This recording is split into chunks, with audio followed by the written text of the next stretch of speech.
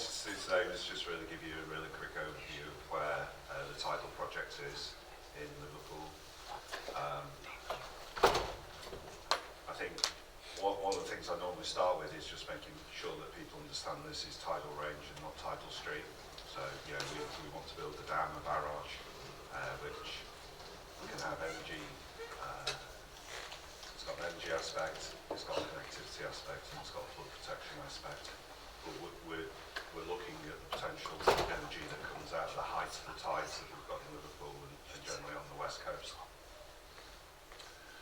So I think we were really pleased to be in the State of the Nation report that was published on the 30th of January, and yeah, just having that imagery on the front, both around the northwest and around the southwest.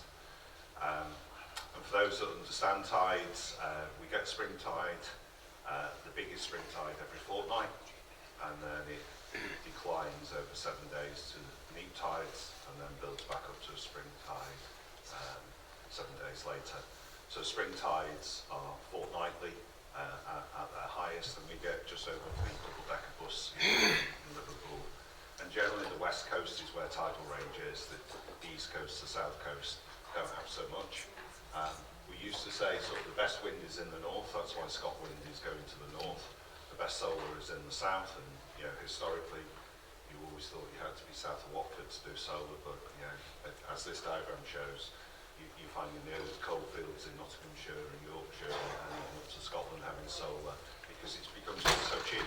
It's not particularly technically better than it ever was, it's just so much cheaper, and you know, it's basically free, but it is solar, and you know, it doesn't work at night, it's not lunar. So what we get out of the tides is the opportunity to generate off flood and out twice a day, but it's not a constant pattern. It's really high generation, then it trails off for 7 days and then builds back up. And that's quite important, because when you understand how the tides work, you then understand some of the environmental impacts we can have, and also some that we don't have, and some that we mitigate against by actually having a barrage. So I think the northwest, and you know, this map always looks out of context, but Liverpool City region's quite small, 1.6 million people. But we work very collaboratively in the energy space across the northwest with the Offshore Energy Alliance as part of the offshore sector deal, Northwest Nuclear Arc, Northwest Hydrogen, Net Zero Northwest and HyNet. And Net Zero Northwest a couple of years ago published a funnel, a pipeline of projects that added up to 208 billion of inward investment. And most of that is actually private sector government enabled, so things that are CFD supported. It's a fantastic document, and we're carrying on working with Net Zero Northwest, which is private industry led, to promote all forms of low carbon generation. And I think it's only because we've got nuclear and we've got HyNet and we've already got offshore that we can be legitimate in looking at tidal range. So tidal range is never the cheap option, but it is a long-term option. It's a 120-year asset that we're looking to develop. So quite hard to value, but yeah, if you think about a bridge or a tunnel, and it's got many similarities, it will actually have a tunnel underneath it. Not a lot of people sort of get that concept straight away, but there'll be a maintenance access from one side of the river to the other underneath, the same as there is at Shiwa in South Korea, and there is at Lawrence in Samoa. So very quick sort of imagery. It's got the obvious elements. In the centre where you've got the curved roofs, that's where the turbines are. So these are roughly 28 turbines, so anywhere between 25 and 30. Quite big machines, 25 megawatts each, so about twice as big as anything you see in offshore wind at the moment.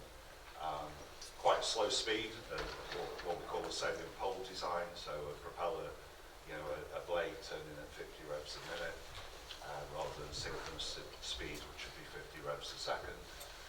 In the bottom of the diagram, where we've got sluice gates, so that just lets water through when the water's very low and when the water's very high. So we start to generate on about a 4-foot difference, or just over a metre difference. So we're not holding the tide back completely, we're just delaying the tide coming in and out by 4 feet as the differential. And then as that differential gets less, as the tides levelise, we open the sluices. The way sluices have always been used around canals and river management. Active travel, we are the only city in the UK that doesn't have an over-river crossing. So, imagine London without a bridge that you could walk across. Imagine, Manchester, Salford, anywhere. It's really... someone did actually come up with a city that didn't have a bridge, but actually it was all on one side anyway. And I'm not going to give the answer, but there is a prize for guessing who that is. So connectivity is important, but also flood. So we're looking at about a 4 to 5 foot rise in sea level rise on the Mersey by 2100. It was interesting in one of the earlier presentations. I think it was stated that Rail Standards and Safety Board have now agreed future scenarios for rail infrastructure, both tunnels and cuttings and design for all rail systems.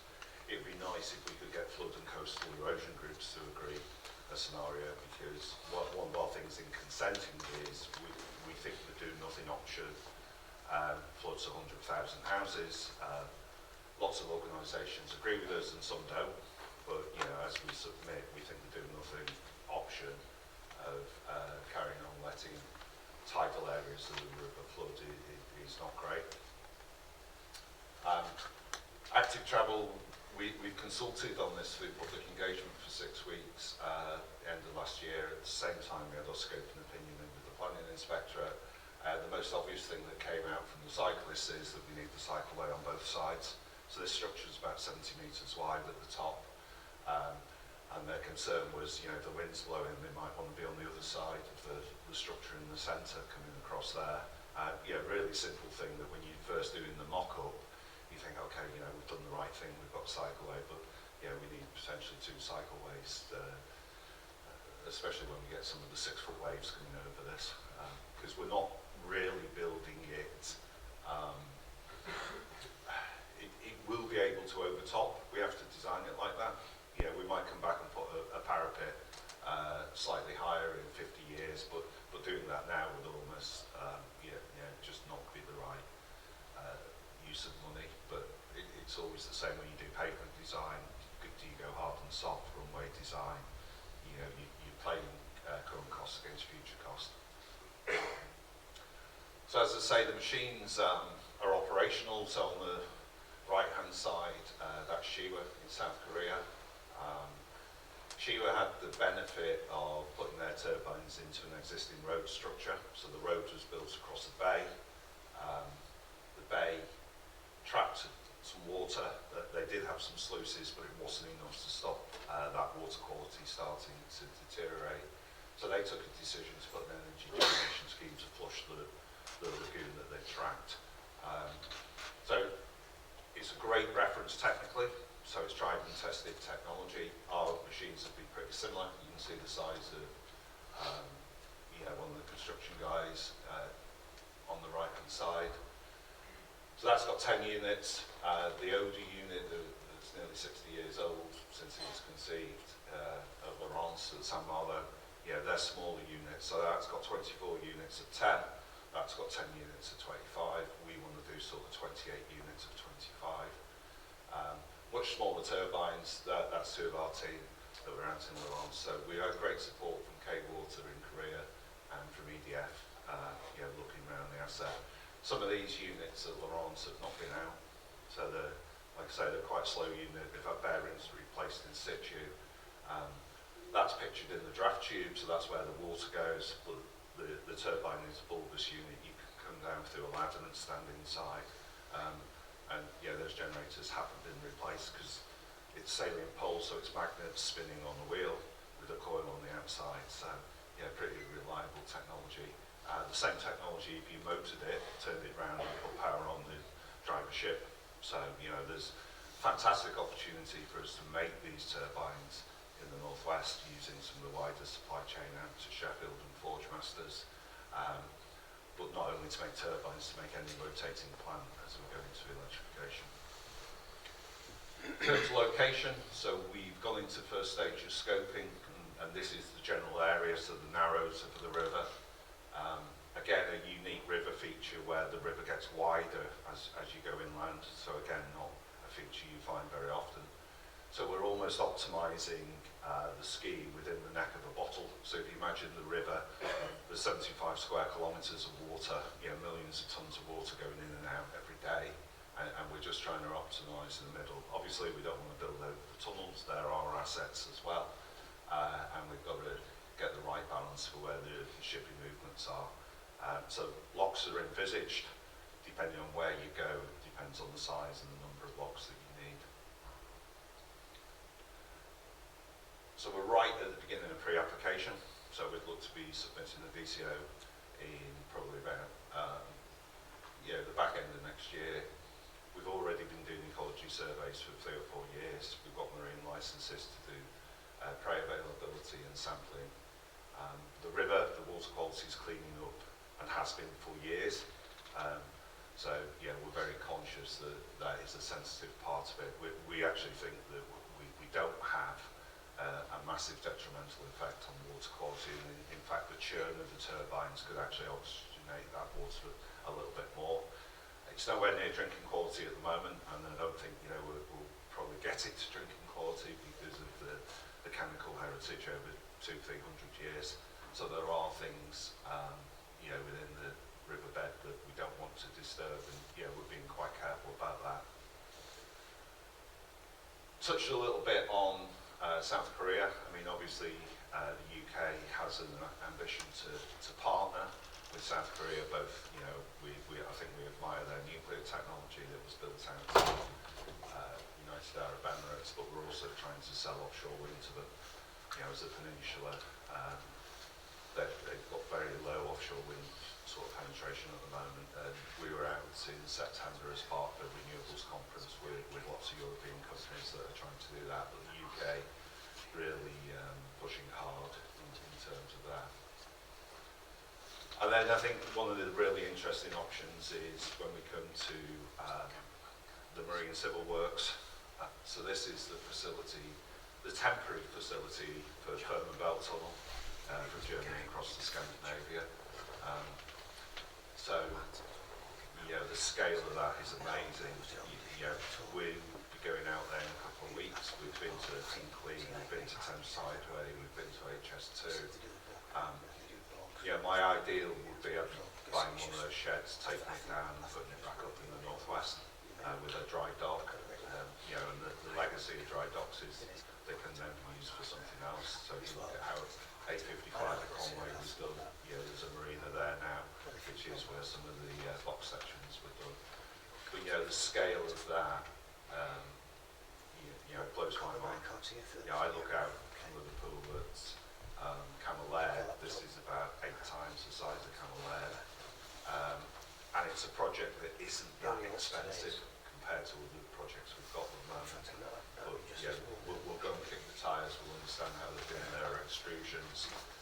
We've got to find a way to precast, off-site manufacture without making caissons too big that they don't float.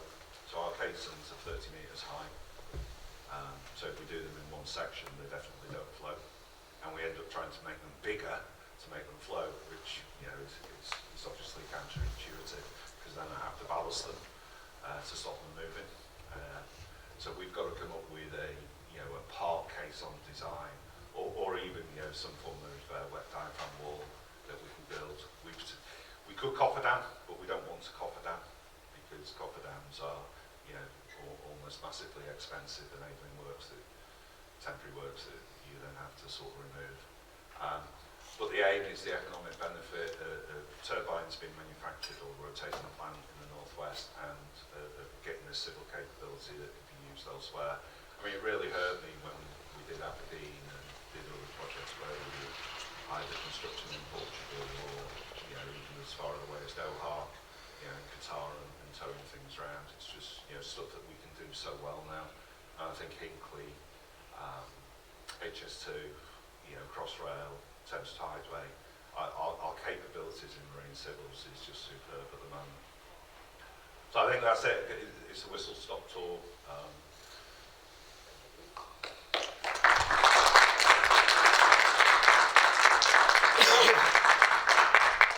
Okay, Okay, Martin, we'll ask you to take a seat. There are a few other people that are going to join us up on the stage. I know who they are. I hope them on ahead. On ahead. Mark and Stephen as well. On ahead.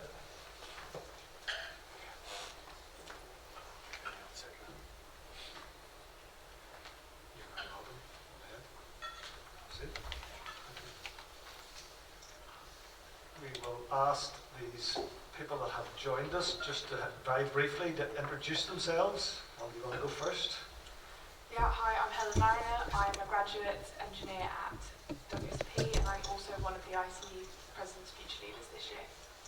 Thank you. Excuse me, good afternoon, I'm Stephen O'Malley. I'm the Chief Executive of Civic and we're involved in sort of generation scale projects across the UK. Yep, I'm Romilly Bobby. I'm the Temporary Works Design Manager for EKFB. And I'm Mark Coates. I'm the Vice President of the Infrastructure Policy Advancement Team with Bentley Systems. I'm a proud supporter of Civic. Okay. And it's worth just drawing attention to, supported by Bentley up in that top right-hand corner. And we do thank you, Mark, and Bentley for the support of this event because it makes it possible and helps facilitate it, so thank you for that. Martin, you mentioned the State of the Nation. So for those that don't know, the ICE State of the Nation is a document that we produce every year. It really focuses in the last couple of years on three main areas. It talks about transport, it talks about low carbon energy, and it talks about water infrastructure.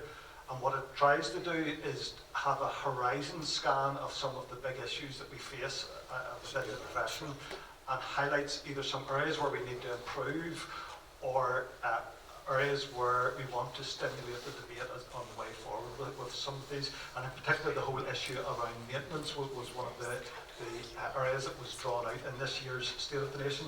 You will see on your seats there are cards with little QR codes on them.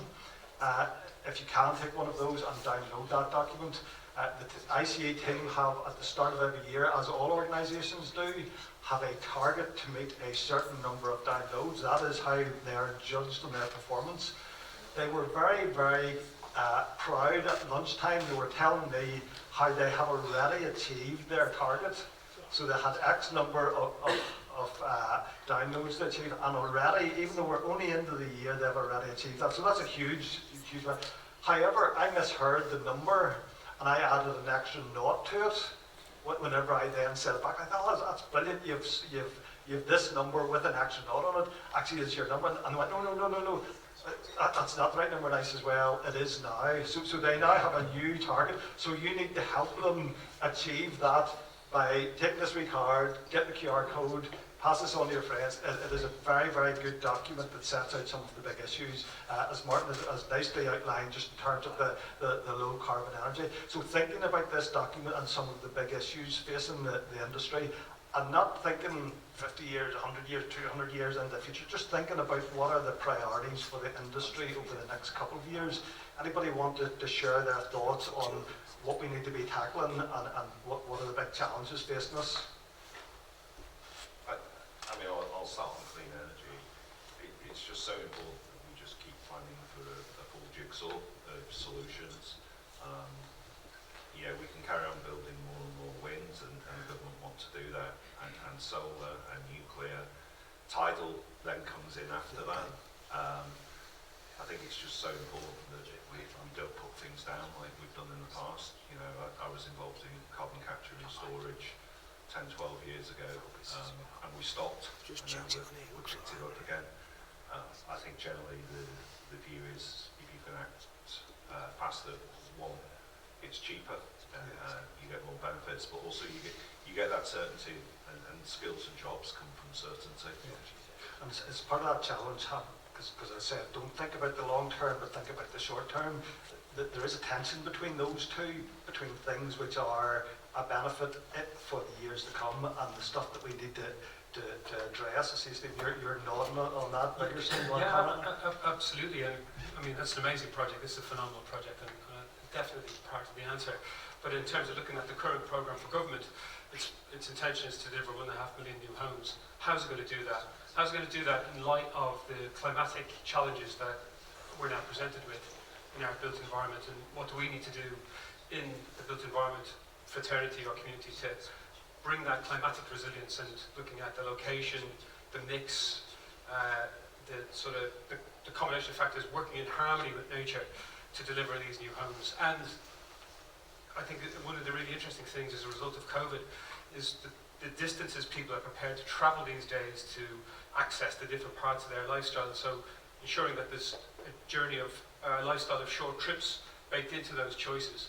Yeah. So that in itself also provides the opportunity for active travel and therefore reduction on private car and thinking of our infrastructure in a much more climatically responsible fashion. Yeah, and actually the session this morning, we were sort of bemoaning the fact that we didn't have a long-term strategy in some areas, and actually it was a wee bit start-stop. But maybe in the scenario that you're talking about, that's a good thing, that disruption in our thinking allows us then to bring some of these new projects, particularly the likes of active travel projects, more to the fore. For sure, and I think that actually, you know, this, particularly in the likes of Manchester, in this amazing city, you've got great projects that demonstrate that, such as Mayfield here in the city. You know, there's 2,000 new homes and a swathe of proposed office space, commercial space, and effectively a new neighbourhood coming forward, wrapped around the park with the daylighting of the River Medlock, all of which has been designed such that the water attenuates back into the Medlock at a very reasonable rate. So again, you get the amenity, you get the biodiversity, and you get the overall quality of that in the city centre. Yeah, absolutely. And then future leaders, that's quite a title to have. So I'm really interested in what your views are in terms of where the industry is, because when you look around, it's older people, tends to be male, tends to be white. You are different. You're younger, so we're really interested to hear what your views are as to what we should be doing in the future. Yeah, no, absolutely. I think building on what you said about resilience and kind of the climate crisis we're facing, I think we've currently got ageing assets. We've got an ageing kind of asset base that we're dealing with. It's got new challenge that's presenting us with new challenges. And we need to be in the next 2 years designing in a way that means that the future assets that we're dealing with, so the assets that are going to have a design life of 120 years, what are the next generations going to have to deal with? Are they going to have to deal with the same problems as us? Like having bridges built, I think it talks in the State Nation report, bridges built with hidden components, you can't see them, you can't test them. Do we design things now that are going to have the same problems in 120 years, or do we design it in a way that's really super easy to maintain so that we don't leave that problem for future generations? No, it's a good thing. Yeah, I think building on that that's the challenge, and I think the opportunity from that is, and I think it's been touched on in different panels today, is we've got emerging technology that we can incorporate into that to help us, one, reach the productivity that we need to build all these houses and deliver these assets efficiently and sustainably, and working in technology so that when we maintain things later on, we've got that data set to work from. Yeah. And the mention of emerging technologies and artificial intelligence, Mark, I know that's something that Bentley is using within some of its systems. Do you want to comment on that? Tell us a little bit about that, and also then, does it actually address the issues that are being highlighted here? Yeah, I mean, I think there now needs to be seen the value of data. We've all talked about it, we've collected so much of it over the years. We've coined expressions of data lakes, data oceans, but we're not really sure what we've actually collected. That's the problem. And now we've been sort of immersed in data. I think now, going forward, there's going to be that new range of skills, whether it be focusing on the digital, but also truly valuing the digital, and those new concepts being included, as you said, the trapdoor type aspect. Having a digital twin of that asset is going to be mission critical, and obviously the long term, I know you said short and long term, these assets really require funding.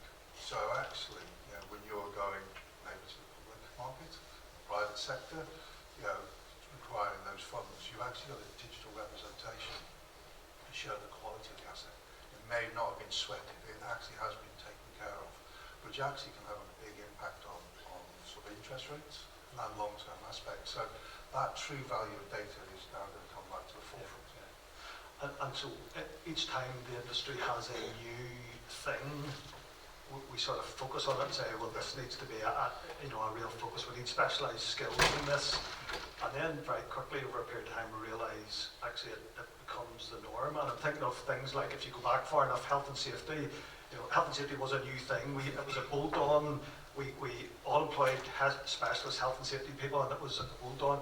And then over time it became everybody's responsibility, and it was part and parcel. And while we still have health and safety advisors as a role, actually health and safety as a thing is not separate from project delivery or sustainability. In the same token, do you think AI is something that we need to get our heads around now, but understand that it's actually going to become the norm, and instead of fighting against it, we should be embracing it? I think if you take, it's me showing my age away, and I will apologise to the room, I used to be a QS, I emphasise the used to be aspect. But Yellow Jacket, that came in, and that was very much sort of focused around the health and safety aspect.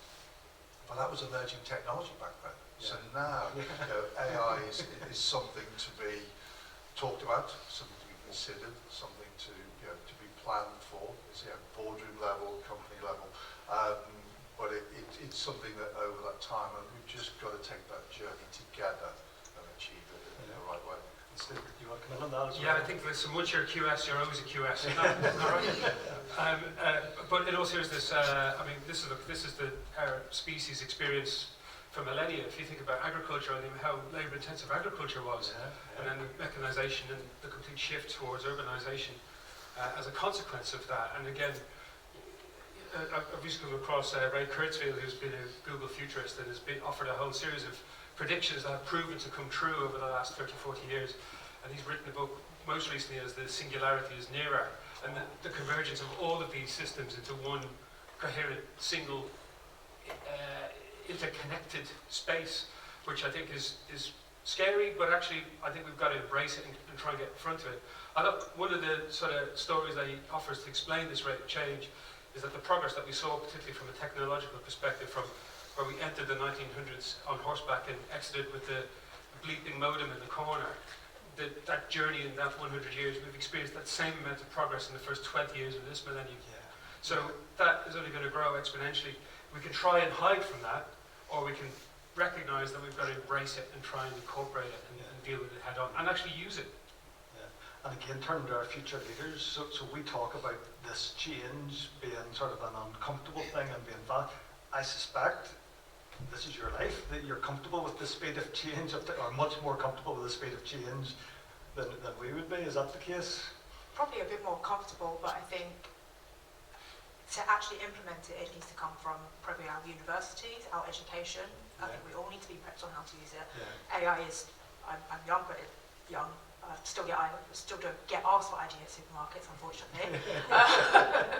But I still need to learn about how to efficiently use it and use it responsibly. And again, we all get that garbage in, garbage out. We need to be able to effectively use this to actually improve the industry. No, I think that's a very good point. And actually, the ethical and risk implications are something that I know I've heard conversations yesterday, last night, today, among various people around this, and it is something as an industry we will have to grapple with, to understand what are the implications, particularly whenever you think about the professional code of conduct within a professional body. It puts that responsibility on an individual, and this new tool that can do so much more than it used to in the past, we need to understand how that can be used. I'm going to come to the floor after this next question, so if anybody has any questions, if you get them ready now. But Martin, coming to you, I was struck by the Liverpool advanced manufacturing that you had mentioned there as a huge opportunity. So projects actually develop skills, and those skills then can be exported elsewhere. So do you want to comment a wee bit more in terms of that and the potential that has, and particularly, because whenever we are actually assessing the likes of these projects, you tend to add up the cost of the individual project and the benefit in terms of the specific energy that it produces, but actually the benefit of a project like this could be much more radical and widespread than just what you see in that local area. Yeah, I think we also want to come back to some of the challenges of regenerating, you know, the whole area, reindustrialising. So some of the things that we're trying to build on are things that are available, you know, in terms of, you know, extruding concrete, and whether we do it for modern methods of construction for houses. So for the Labour Party conference, we built a net zero house and stuck it outside the conference centre the week before. So we've got 73,000 houses to do as part of our share of 1.5 million. We're generally using brownfield land sites. We've got 350 of those. So generally we can do that quite easily. But modern methods of construction, when you start to build panels and houses and assemblies, actually, once we've done that for new house, we can extend some of those technologies into the tidal opportunity. So we've already got Ford, we've already got Jaguar Land Rover. So one of the things that strikes me about Ford at Halewood, and I think the mayor was there yesterday, they've taken about 2,500 people through training for EVs, but they're actually making the EV powertrain that's been exported to Turkey and Hungary for assembly. And so one of the things that we forget is we get productivity out of innovation. And so what we've got to do is use the AI or the digital technology and move it into, you know, design for manufacture, design for construction. I don't want to have lots of people in the middle of the river on a windy day. I don't want to have lots of days when I'm not doing work because I think I shouldn't put them out there. So I want the kit built and just almost, you know, Bailey bridged out, and what we've seen on HS2 and elsewhere. I think there's some fantastic opportunity for innovation, but it also links back to what we're already doing, you know, in car manufacture, with the amount of robotics we've already got there, and what we want to do in modern methods of construction for housing and in materials, all things that sort of Liverpool is championing at the moment. And I think if we can look at the innovation and productivity properly, then the skills gap, as we call it, is probably half the gap that we see at the moment, because we see it at the moment as like-for-like business as usual. And what we've got to do is start actually using less people in projects. But if those people that were being used in a more Higher. innovative, interesting, exciting space, it'll attract in then the brain power that needs to do that. So So two of the guys that helped me on data analysis and development of our schemes are actually so one of them had the best job in the world, you know, football league sort of player mapping and data analysis, and he's come to do engineering. It's like, wow, you know, I think I would have stayed with football. Why did it change? It must have. And I think we forget how far sort of Formula One's gone. I mean, you know, so people that concentrate on making improvements will make improvements. I mean, how do you change 4 tires in 3 seconds? It's incredible. But we've got to do that because But that's where you get refining the process and being focused on that, you know, a laser-like focus on that change, you know, and challenging every bit of it. And I think that's where we drive efficiency. So we'll get an integrated settlement as a devolved strategic combined authority. Rather than thinking we're going to swap budgets between different sort of themes, we've got to give each of them certainty and only swap the savings. So we've actually got to get them to innovate quicker. But they've got certainty, so they should be able to do that. Okay, grand. Coming to the floor, any questions anybody wants to ask? Over here, thank you. We'll get a mic to you.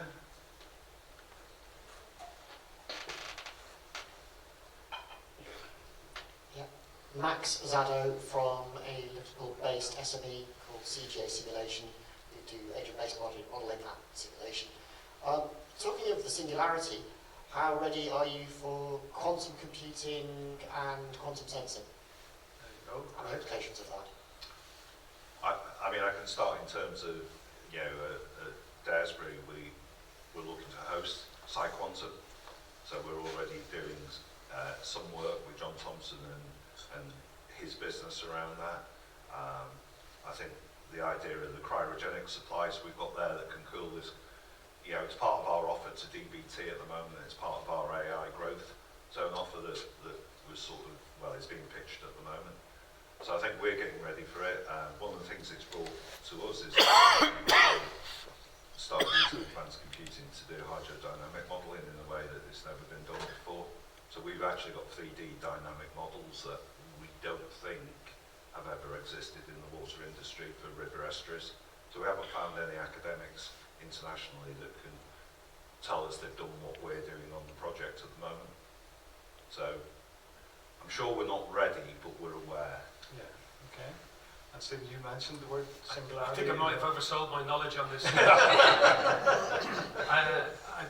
To sort of echo Martin's point there, it's in terms of preparedness, we're aware and we know the direction of travel. But in terms of quantum computing, and even just what you've mentioned there, that sophistication is outwith of the systems that we currently use, and we use some pretty sophisticated systems.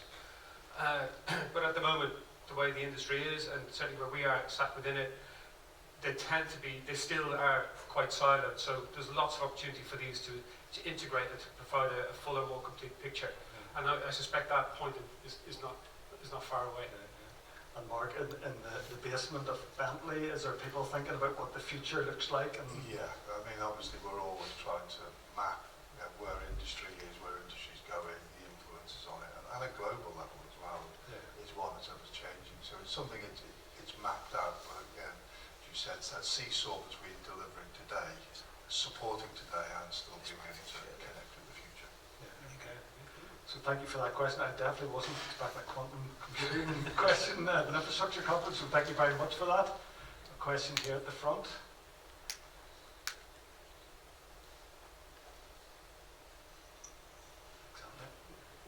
Thanks a lot. Anthony Oliver from the Infrastructure Podcast.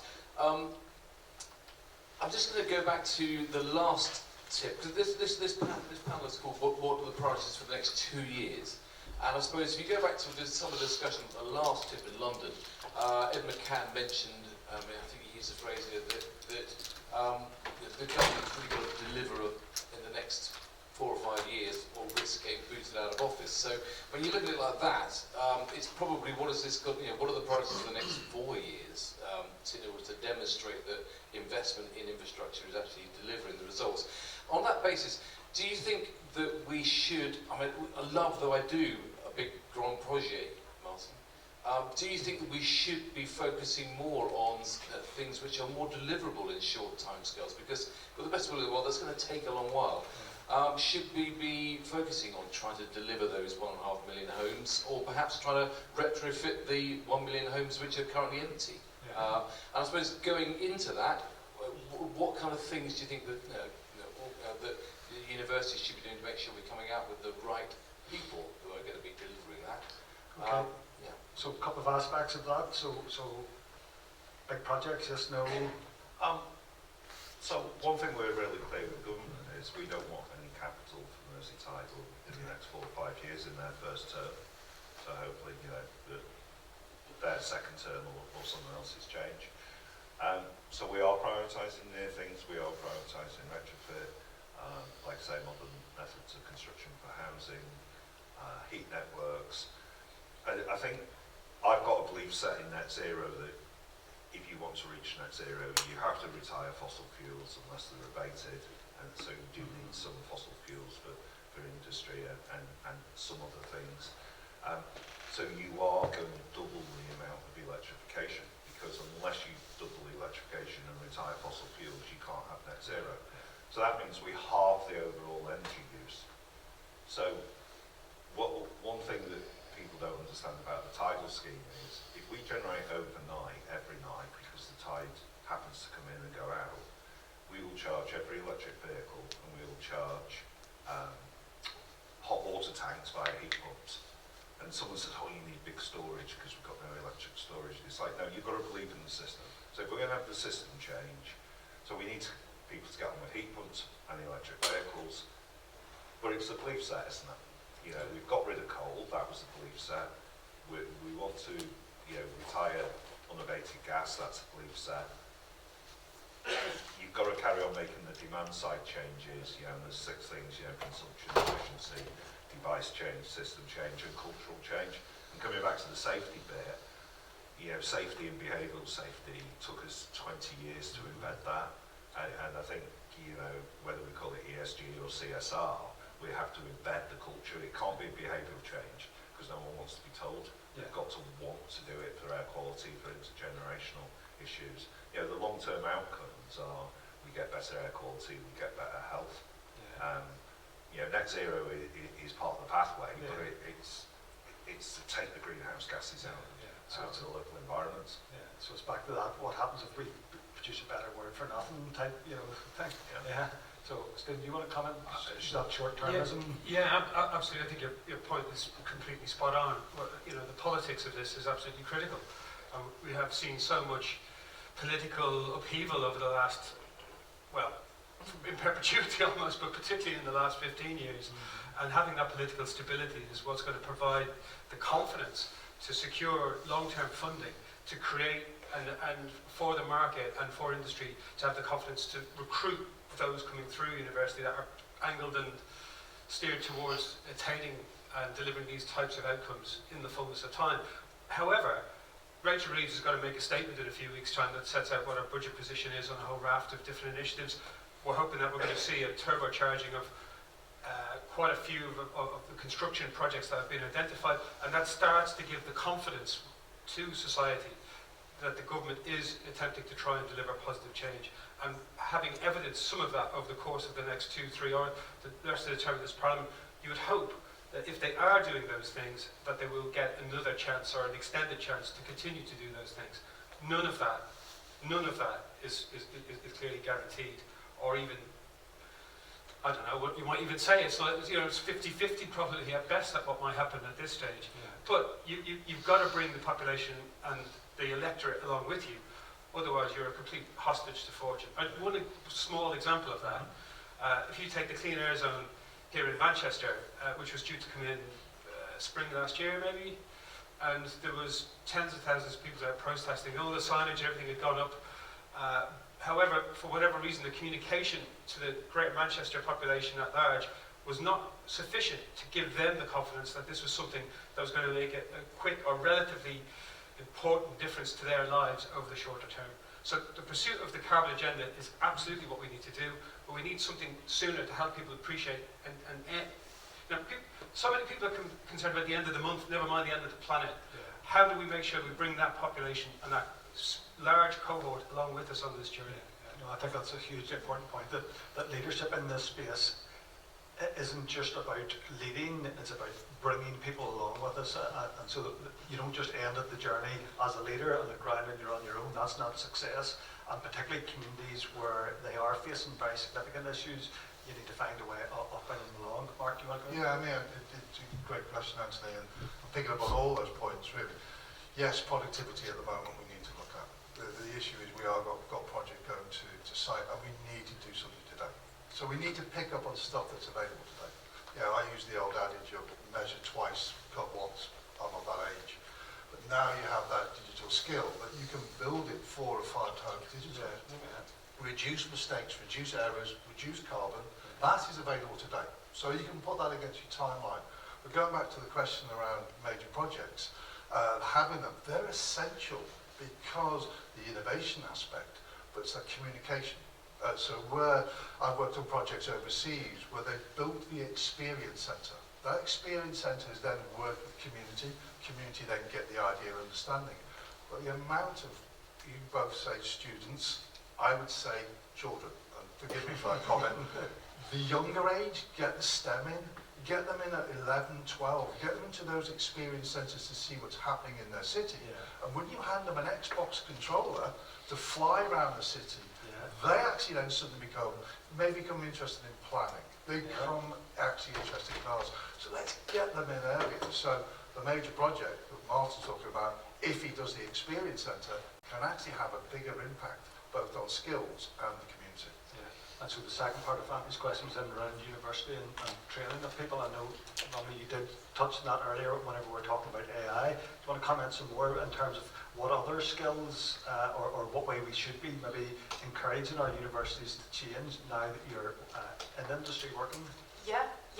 So when I left university, you want to hit the ground running, but I think sometimes, from speaking with colleagues from different generations as well, they feel ill-equipped when they come into the industry to hit the ground running, and so I think we need to focus part of our university learning on how do we do that. I think some of those ways could be, how do we teach them about constructability of designs? We learn at university to kind of high level design elements of buildings, of structures, but we don't quite understand how to assess that and think, right, how would that be built on site? Because I know that's when we get to industry level, it is about constructability. Can it be built on site? That's where the design changes come from, that's where the errors come from.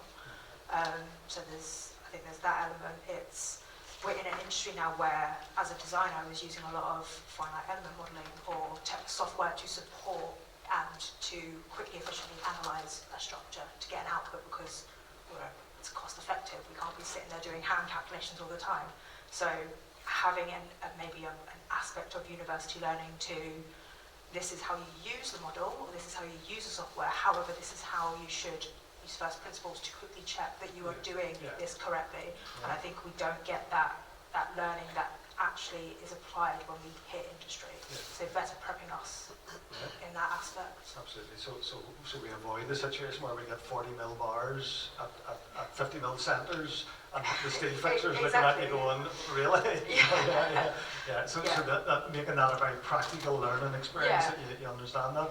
Ellen, similar question? I think to build off that, I think when graduates get out of university and then go into industry, I think we're seeing different challenges. I think when we've got graduates who were at uni mainly in the pandemic, there are some who have never given a presentation, especially an in-person presentation. So we've got new gaps where they might be really confident using AI, but they aren't necessarily confident doing some of the softer skills or know how to interact with the client. And then equally, we've got throughout that development, with there not being time on site built into training programs and everything else, we're maybe at risk of starting to lose some of that awareness of constructability and maintainability. And we need to make sure, I think, when we're training graduates, and we've got people coming into the industry straight out of uni, we're actually equipping them with those skills, because they're going to be the future people signing off designs, but they may have had very little time on site. Okay. Any other questions from the floor? There's one here in the middle. Thank you. Hi, Phil Robbins from Langerock.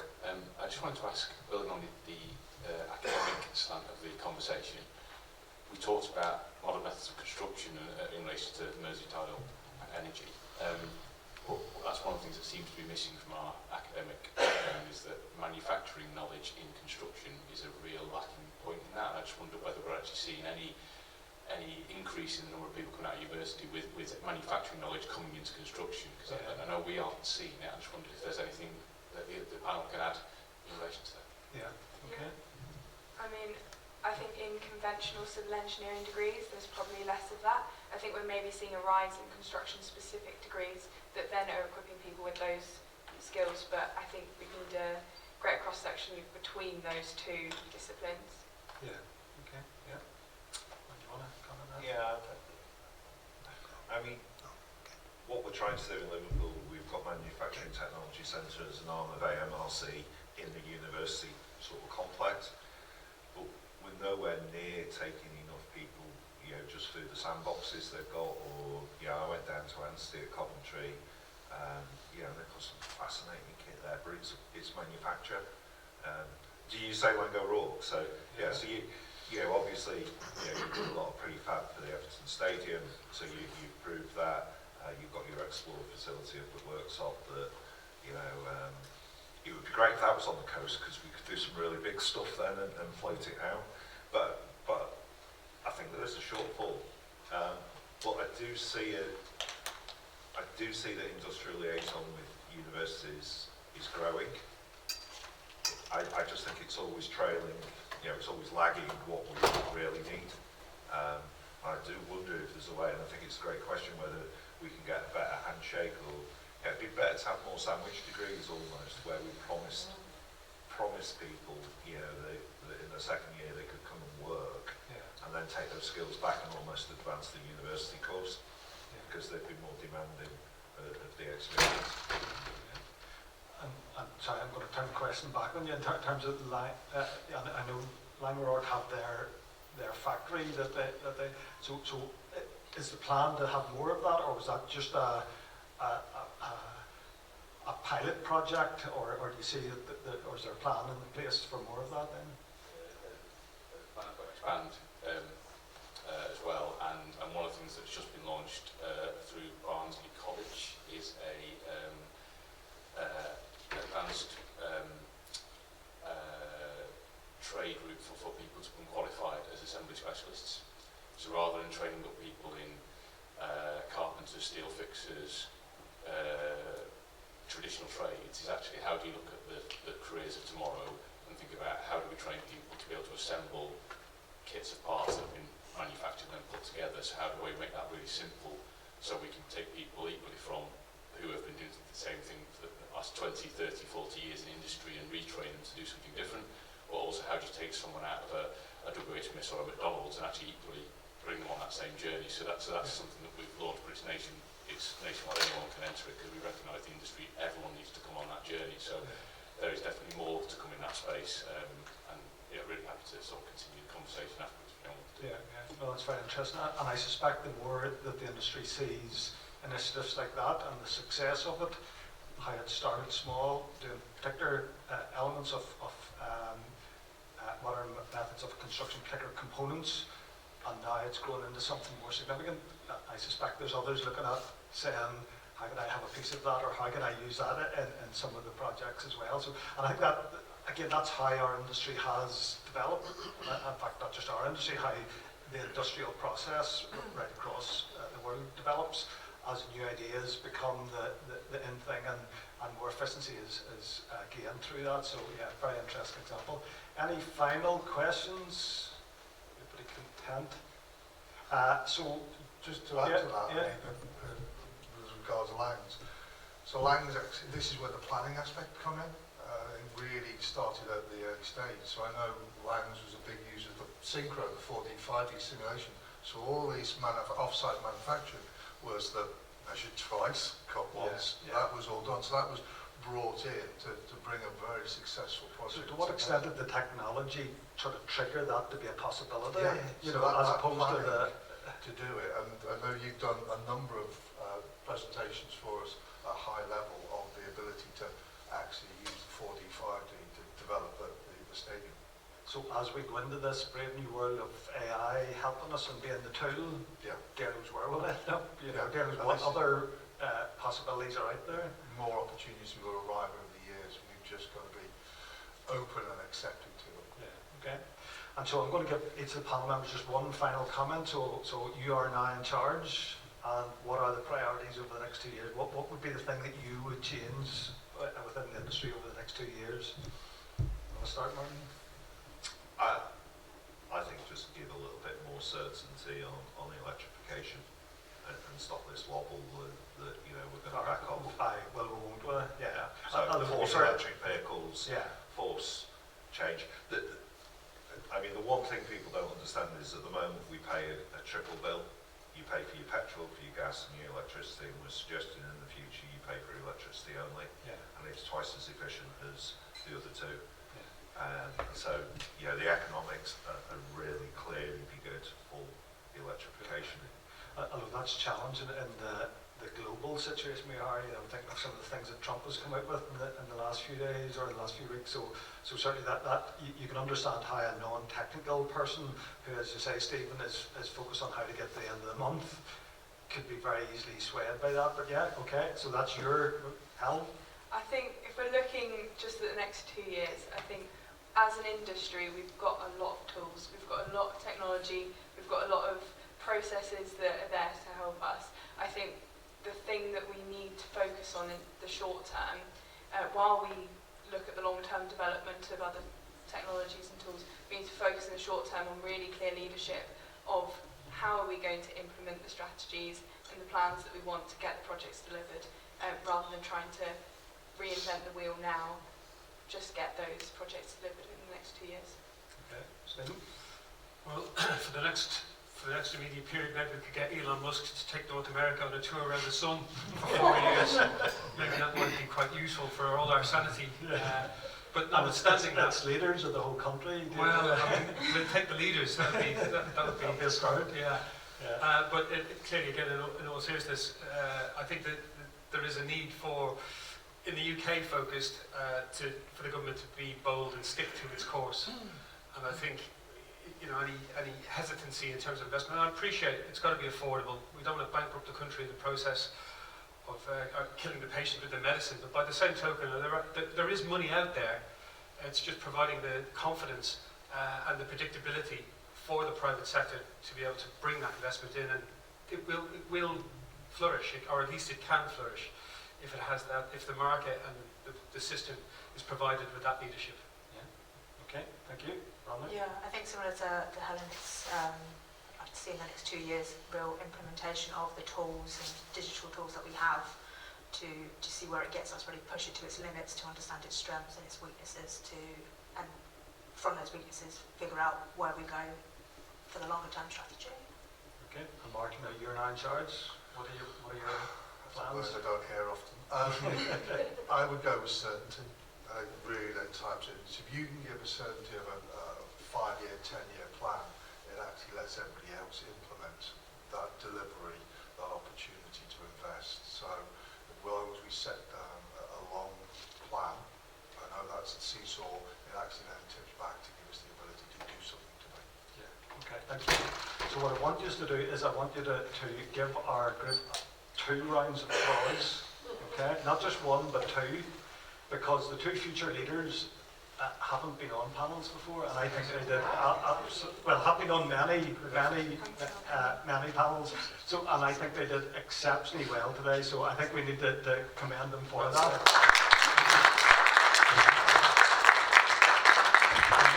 Helen has, but Romilly, this is your first stop, Yeah, I haven't either. Oh, you haven't, right, okay, so they did tremendously well, and then the more experienced that have been on many panels also need commended as well. We really thank you for coming along, for sharing so openly, and thank you for that. So if we can show your appreciation.